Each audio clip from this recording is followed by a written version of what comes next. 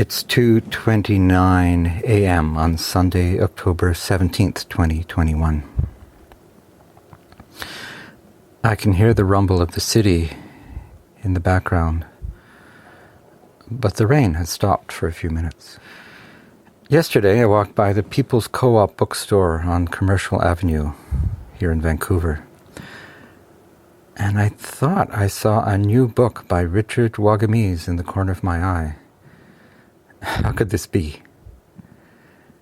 The title was What Comes from Spirit. My heart was pounding. Could this be a new book from my favorite author, who tragically passed away in 2017? Well, yes, it was, and it was their last copy. I told my wife Sabrina that this was a gift and a signal for me to deepen my journey of radical listening in this third season of this podcast. So I picked up the book and I held it in my hand just like this, like a precious stone, feeling its weight, admiring the design and flipping through the pages. The store clerk told me that they had already ordered more copies. I was happy to hear that, and I want to thank the People's Bookstore for sharing this publication and others. So here I am, it's 2:31 now, and I'm having trouble sleeping, in part due to jet lag from our trip from Ottawa a few days ago, but I'm also excited about reading this book. So I started with the introduction by Drew Hayden Taylor, who said at the beginning of the introduction, "The literary gods indeed must be feeling benevolent." Hayden Taylor goes on to articulate what I have always felt about Wagamese's writing, which is Richard's magical tales in whatever form had that power to change the world. And they did. Well, Drew, they certainly did for me, and I agree that we can feel Wagamese's pain and joy in his writing, his confusion and his understanding, and that we do indeed come away better from it. Now, a quick example. This is from page 180 of Wagamese's unfinished novel Starlight.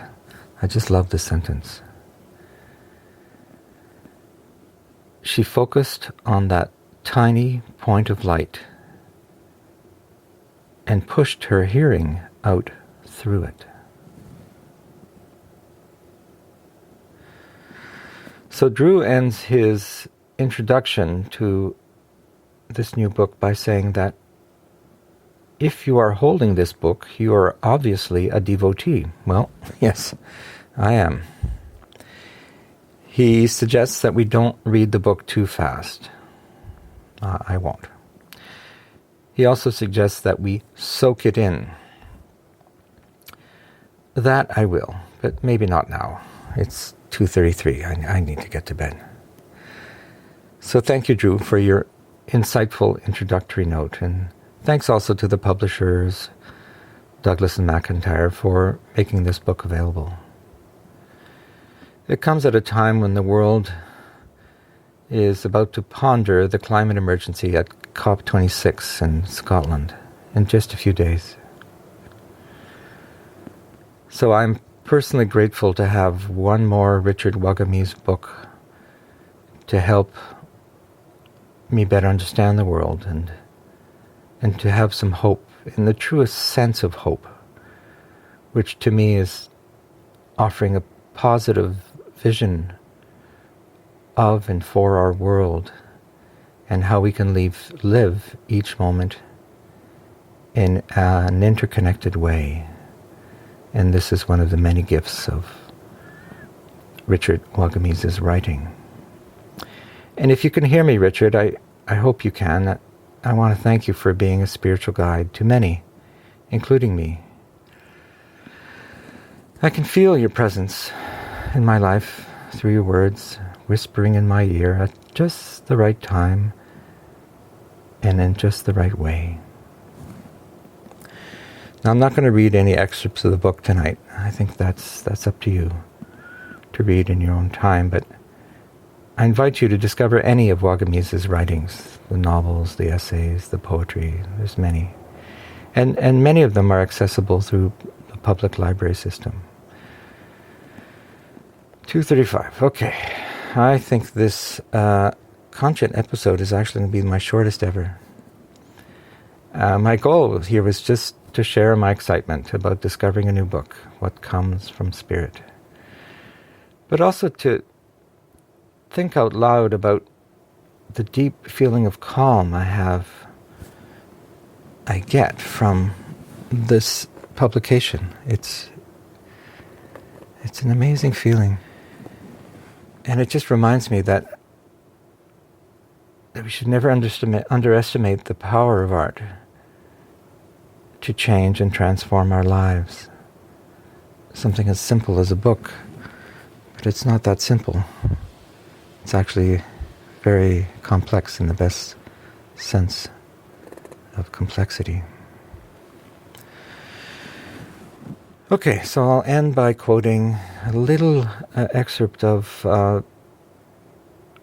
writing by Richard Wagamese that I used in episode 19 of the Conscient podcast, the episode about reality. This is from his novel For Joshua. And those of you who listen regularly to this podcast will have heard this a few times before, but I think it's good to hear it again now. So thanks for listening, and à la prochaine.